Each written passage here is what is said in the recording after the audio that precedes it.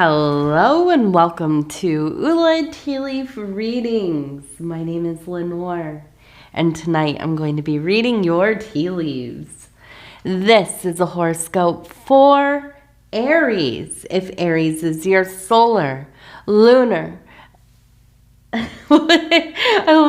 your solar, your lunar, your rising or ascendant sign. I'm sorry, I got sidetracked here. I thought, oh my gosh, I hope the mic is set up right. All right. I'm not gonna start again, but yes, welcome Aries. This is for you. Let's get started.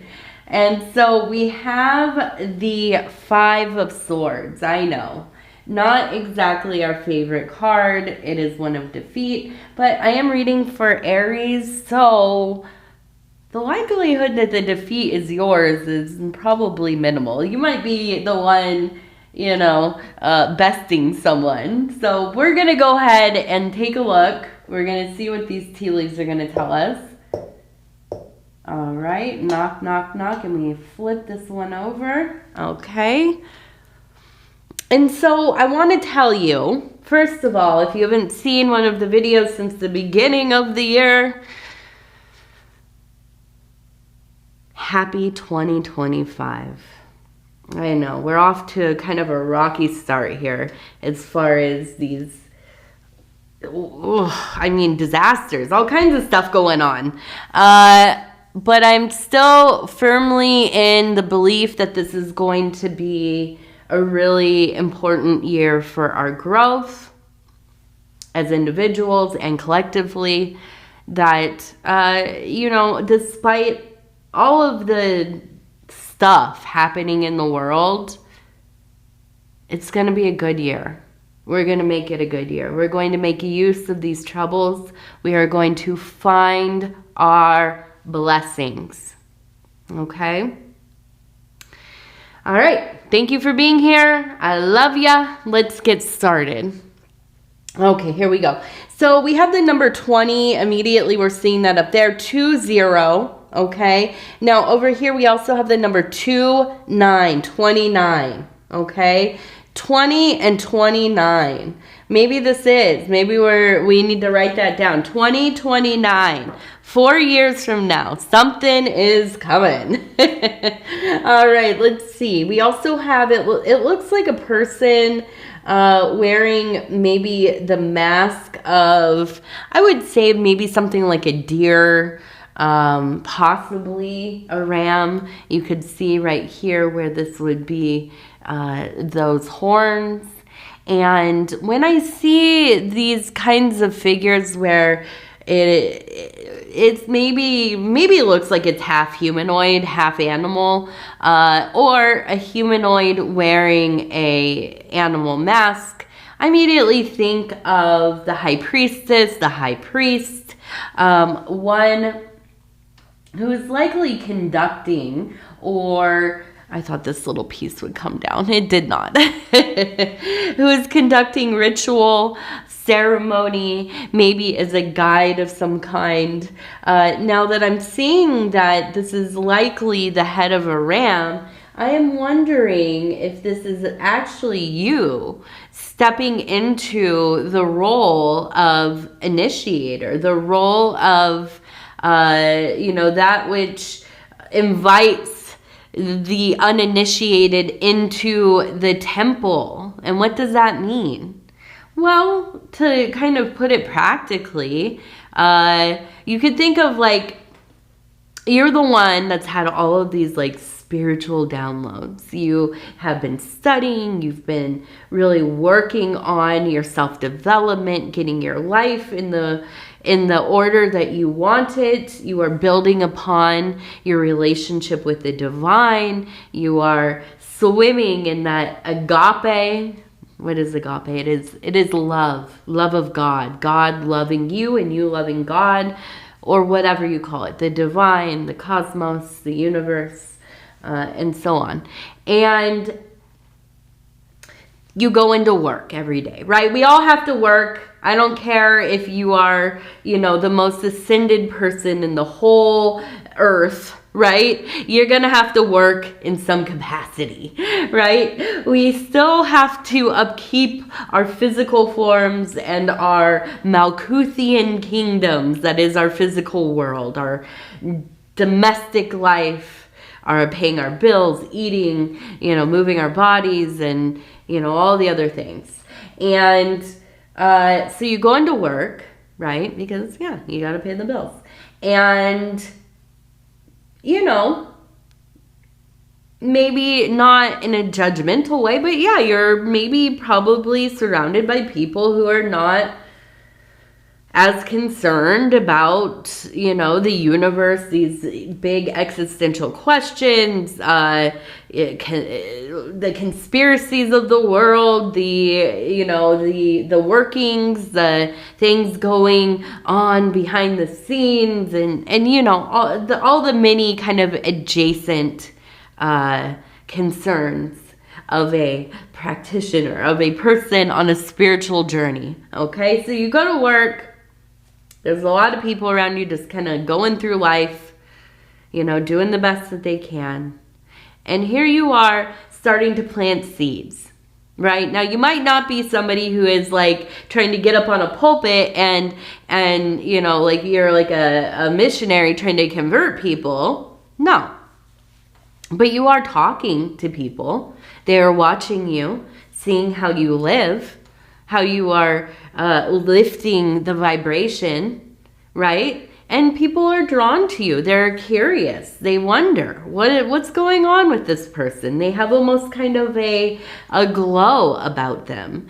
They're very, maybe like calm, together, thoughtful, wise. And I imagine that is something that you really give off, is this feeling of a very wise person. So I do see you kind of maybe picking up some people in this next cycle of time. Now, I don't mean like, picking them up to like hook up or whatever, although who knows? No judgment here.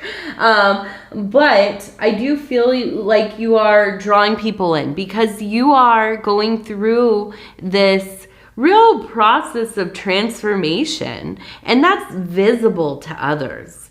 You might not feel like it, you might feel like people don't notice you, they don't see what's going on with you, but let me tell you, okay, they notice. It is obvious. You're becoming something else. And that's not necessarily something that I think you're out advertising, but the way that you move, the way that you speak, the way that you react to things, how you conduct yourself, all of these things.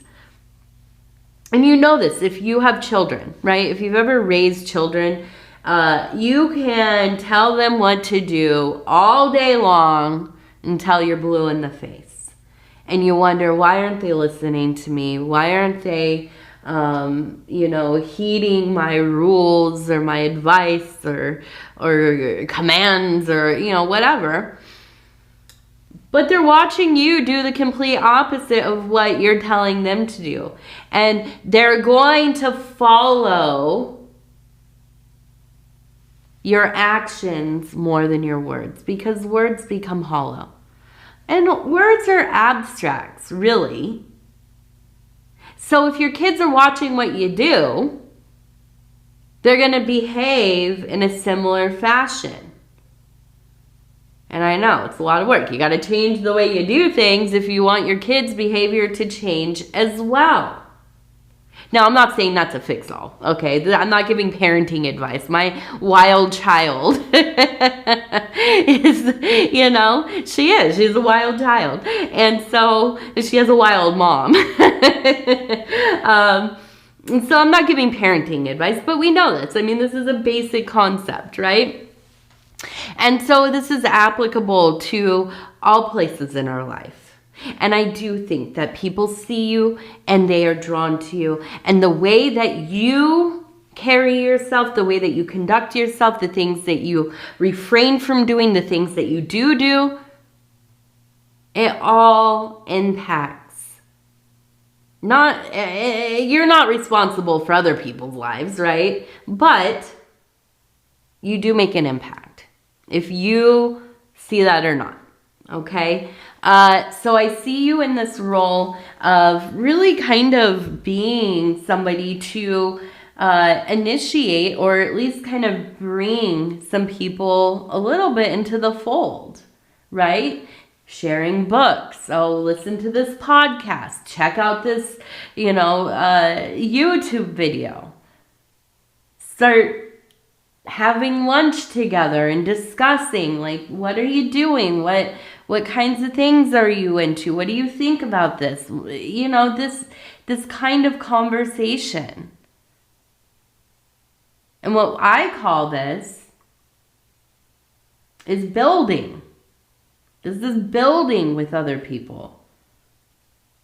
When we discuss things, when we sit and talk about them, we can come to varied perceptions. Now, it might not change anybody's mind about anything, but it allows us to see things, or at least begin to conceive that there are other perspectives. There are other ways of understanding things. Okay? And so I see you being a really good influence. I mean, really, that might not be a big priority to you, but you are.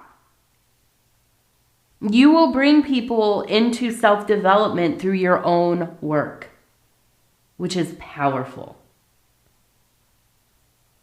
And I applaud you for that. I really do. Now, we're going to go up here, and I want to look at this. It looks like it says, I didn't want to, I was like, does this say Kek, K-E-K? No. No. Let's turn it, though. It does say something.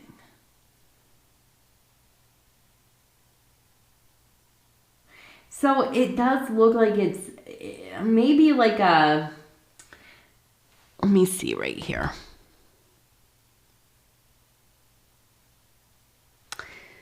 It looks like T-I-B. This one looks like it says P-I. Oh no, rib. R-I-B. R-I-B. That's what it looks like, rib. And this one looks like P-I. So immediately it makes me think of, well, an investigator, right? Private investigator. Somebody really, really interested in what's going on with you. Now, we also have, it looks like L7. And maybe it looks like, I don't know, what is that? I don't think anything over there. So it looks like L7, which is square, right? If you put them, there's a band too, L7. It means square in the derogatory sense, like the old school slang of you're square, you're kind of like, a nerd, or you're like a yuppie, or you're just like some suburbanite, or, whatever. You're just boring. Not a bad thing to be, by the way. But in this case, in our symbolism here, the square is the foundation. The square, when something is in perfection, it is squared, and you stand upon the square, you are upon your balanced and solid foundation. Okay? Everything is on the square, everything is squared away. You are somebody who is respected. You are somebody whose word is bond, right? Your word is your bond. What does that mean? What you say, you stand on. You can be trusted to do what you say you're going to do. Okay? Now with the rib, I don't want to get too far into this creation myth within Genesis, but we know that Adam and Eve supposedly, at least in my very, profane understanding of this allegory, that the bone or the rib of Adam is taken and created into Eve. Now, there's a lot of different takes on this. We're not going to go down that rabbit hole. What I'm going to think of it as, though, is the creation of the beloved, or at least the recognition of the beloved. Okay. Now, there is the concept that within every person that we have an anima or animus, right? I consider myself, for the most part, a woman. I was born biologically female, and I've lived my life as a woman. Okay. If you ask me, I would say, yeah, I guess I'm a woman, right? Now, I say that because in a very spiritual sense, and part of the work that I do is all about getting into that divine balance, right? And within that divine balance, spiritually, gender is within duality, right? This is whatever. I don't want to philosophize too much about this, but okay. Within each of us, we have the anima and the animus. So I would have an animus, which is a male or masculine counterpart. Okay. Now, this can be something that is manifested, and we, maybe end up married. This is my spouse. We are my divine beloved counterpart manifested in a corporeal body, and we are married, right? Okay. So this happens for some people. So I've heard, right? So I've read, and is the work of a lot of practitioners, especially in Western Hermeticism. It seems to be something that's really important, is figuring out how to manifest that beloved. So what this comes down to is, with the rib, I feel like for you, if you are man, woman, other, it doesn't matter. You are looking for that divine counterpart. And doesn't have to be in the physical world. It doesn't even have to be human or anything like that, right? But what I do believe is important for you going into this cycle is to begin to look within self. Begin to recognize this entity within your dreams, your visions, your meditations, setting intention for yourself to know, I am looking for this other part of myself. And it is an aspect of self. And so, with seeing rib, this is how I read that. Is that, yes, you are looking for that balance. You are looking for the fulfillment as well. You and me both. I think we all get to, maybe not all of us, some of us, right? Some of us get to this place in our life where we realize nothing and no one is going to feel that void that we have within ourselves.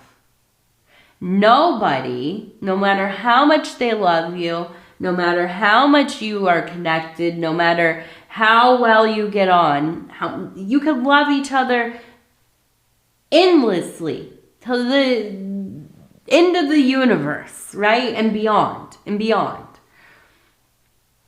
and still walk around with that wound that a lot of us have. And it is loneliness. And it is desperate. And it is wanting. And it is that thing that we find ourselves, even in the most beautiful moments in life. And suddenly that black cloud comes and I'm sinking into that hole. Well, the journey for the beloved, for that counterpart, for our our twin soul, or whatever it is, whatever you want to call it, that's where we begin. That's where we begin.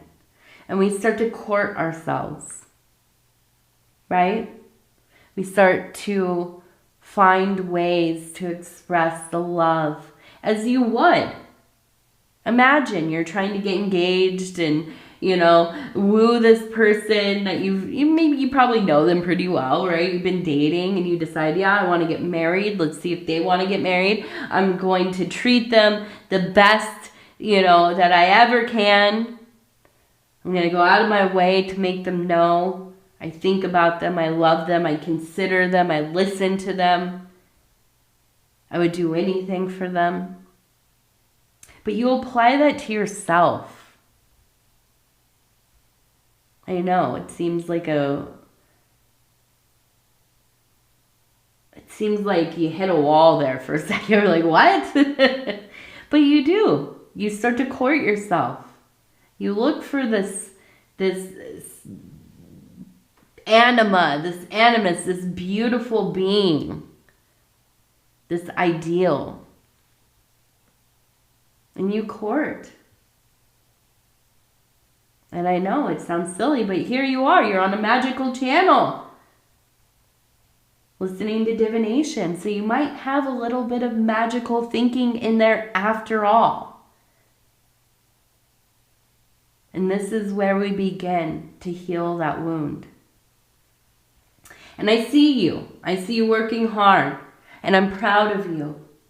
Instead of allowing yourself to just succumb to that loneliness, to that feeling of not being enough, or always getting, the short end of the stick, or maybe you get everything that you want, but it never feels like anything. You accomplish one goal after another, and it just doesn't feel that important anymore. And I think a lot of us, we get to that place. So I'm proud of you for doing something about it. Now with the PI, I feel like this is about investigation. I mean, it must be, right? It's in the PI itself. And I feel like it could be you investigating yourself, but I feel like this is it's such a strong interest. And I don't know if it's from the physical world or if this is like the universe really taking interest in what you're doing, because you're doing something different.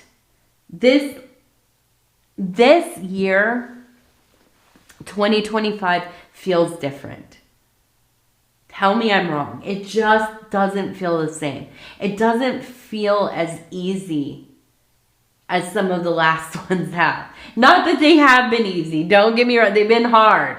But this one, it feels particularly dire in a lot of ways. Okay?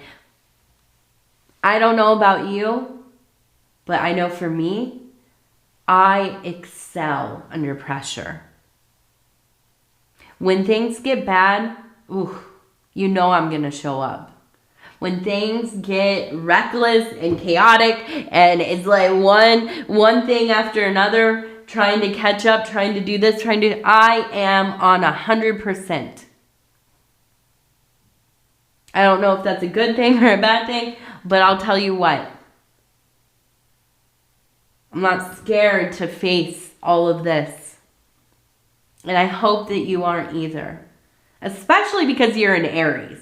Okay? I know that you all do not bend to pressure at all. You are courageous. Through and through. So I see this year being something quite different, but I know that you're going to show up. And I know you are devoted to doing something unlike anything you have done before. And a lot of this has to do with putting yourself first.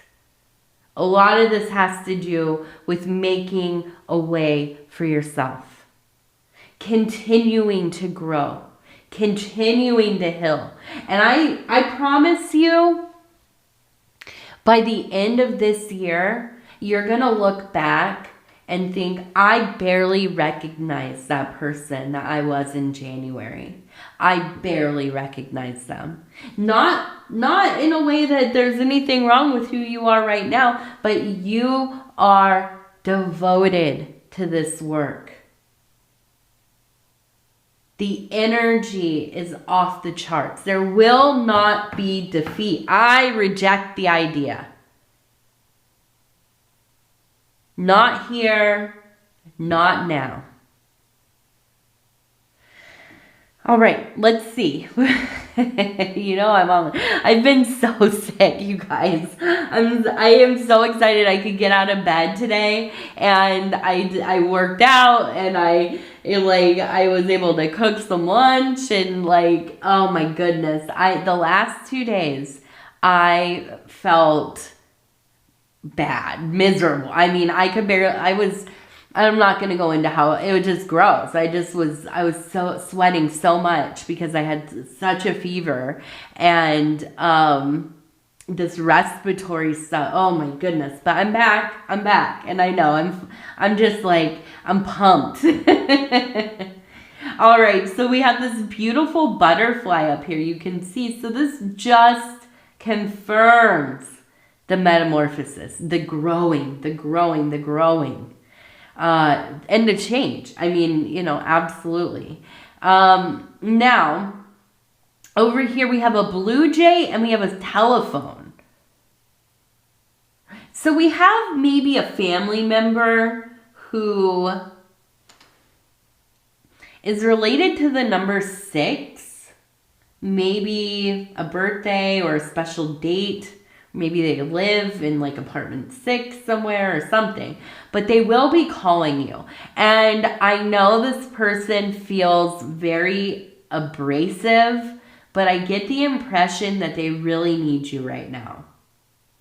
It is not about money. I see money with them, so I think they're okay with money. I know. It's is this call going to be about money? No.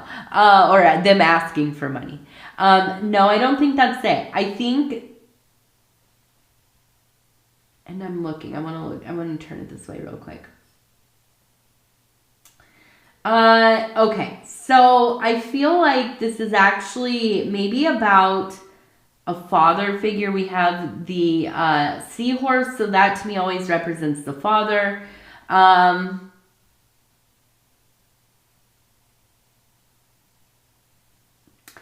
It feels like love. I mean, there's a heart down here. And I feel like there's this, it's time for love. I keep hearing that. It's time for love. It's time for love. Almost like maybe they met somebody, or maybe this is your auntie and her ex-husband. They haven't been together for 20 years or whatever. She just saw on Facebook, oh my gosh, he met somebody and he's acting like he's super happy, and maybe he is really happy. But it feels like kind of almost this heartbreak or something. I don't know.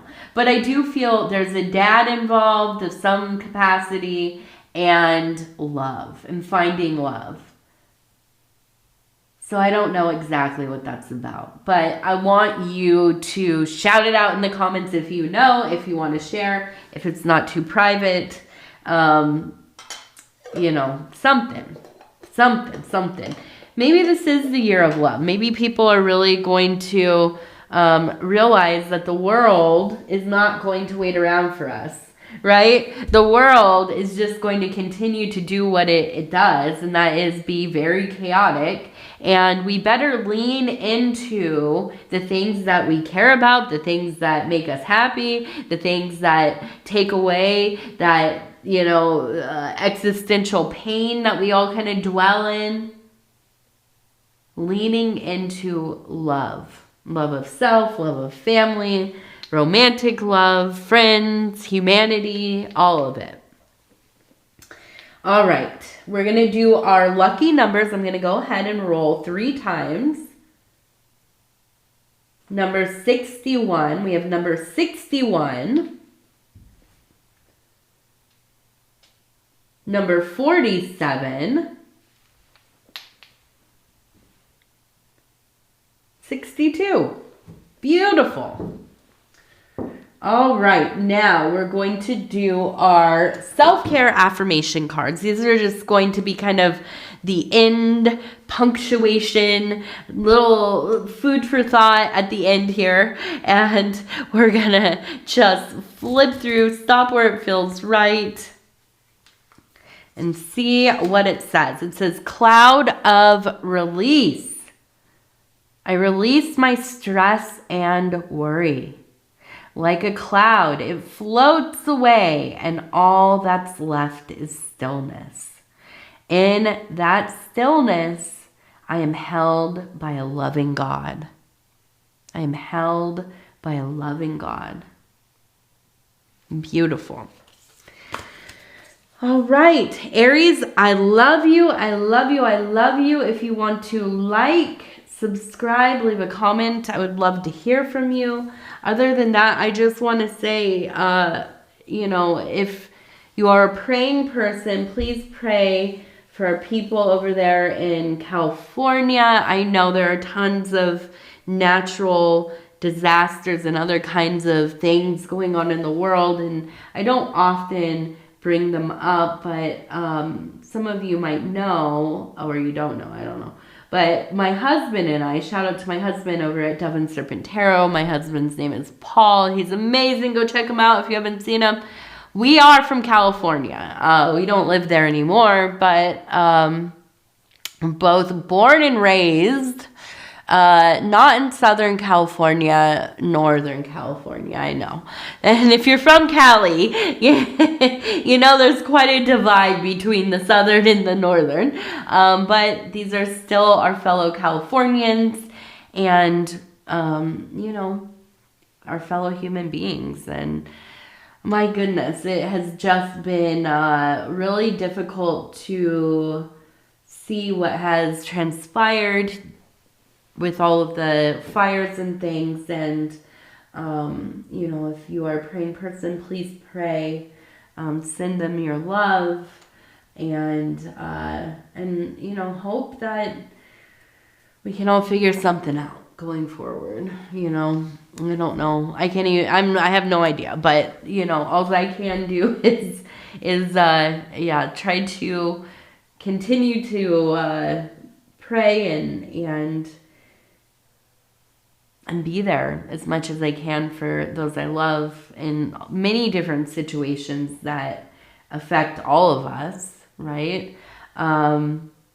This last summer we had flooding. I know. Where I'm at now, by the way. Flooding, and that was difficult. And it wasn't even that big of a deal compared to a lot of things that people all over the world are going through. So, it's each one of us can be affected. Even, you have no even idea. Like, this could be the day, this could be the week, this could be the month where everything just kind of decides to change, right? So, we hold space for one another, because at some point we're going to be the ones that need somebody to hold space for us. So anyhow, Aries, I love you. Take care of yourself. We're going to talk in a few days. Good night.